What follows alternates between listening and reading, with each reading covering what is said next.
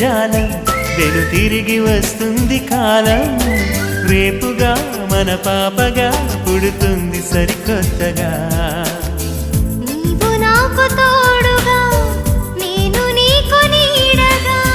ప్రతి రేయి తీయగా పిలుస్తోంది హాయిగా ఇలా ఉండిపోతే చాలుగా నువ్వంటే నాకిష్టమని